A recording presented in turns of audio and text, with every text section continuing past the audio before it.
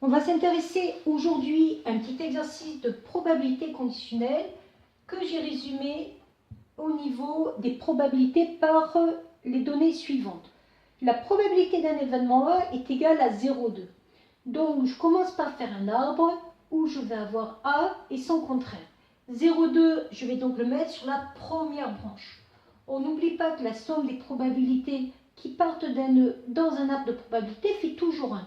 Donc ici, je vais avoir 1 moins 0,2, c'est-à-dire 0,8. Je pars après d'une condition A et j'essaye de trouver un événement B, ce qui se traduit sous la forme P de B sachant A. Ça veut dire je sais que l'événement A s'est réalisé et je veux alors trouver la probabilité que B se réalise. On me dit que c'est égal à 0,3. Par le même principe de somme, je vais donc avoir ici 0,7. Et on me dit aussi que la probabilité de B sachant A bar est égale à 0,4. Probabilité de B sachant A bar est égale à 0,4. Et je vais donc avoir 0,6. Et quand vous avez rempli l'arbre, vous avez pratiquement fini. Par exemple, si on me demande la probabilité de A inter B, l'événement A inter B, ça veut dire l'événement A et l'événement B. Vous devez, en terminale ES et en terminale S, écrire la formule de la probabilité conditionnelle. Mais en vrai, on n'a pas vraiment besoin de l'apprendre. Je commence par faire A. Ça veut dire que c'est P de A. Fois, je passe alors à B. Mais c'est un B sachant A. Donc je vais écrire P de B sachant A. Et je n'ai alors plus qu'à remplacer par les valeurs de mes branches 0,2 fois 0,3, c'est-à-dire 0,06.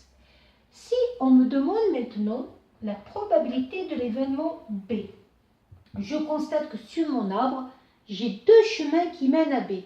Le chemin A inter B et le chemin A bar inter B. On peut remarquer d'ailleurs que ça forme une partition de B, c'est-à-dire que l'union fait B et il n'y a pas d'intersection de ces deux chemins. Je vais donc pouvoir écrire que B peut se décomposer en A inter B et A bar inter B. Et là, c'est fini parce que c'est le même principe qu'en haut. Je vais donc écrire celle-ci, elle avait déjà été calculée.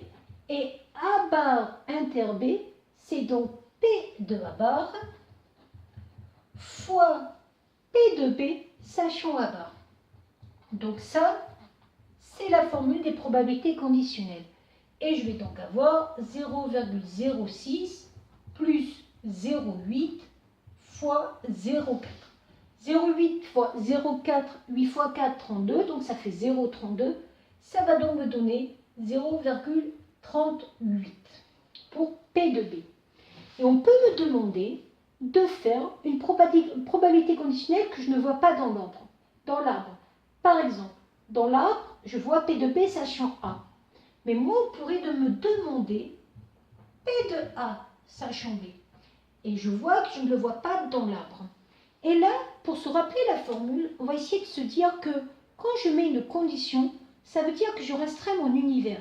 Et je le restreins à l'événement B. Donc quand je vais faire la formule, je vais diviser par P de B et je ne vais prendre que l'événement A dans le B. Ce qui va me donner P de A inter B. Or, P de A inter B, on l'avait calculé, ça faisait 0,06 et on avait calculé justement P de B avec la formule qu'on appelait la formule des probabilités totales, 0,38. Donc ça fait 6 sur 38. Il suffit après de simplifier et d'éventuellement mettre une valeur approchée décimale. Voilà.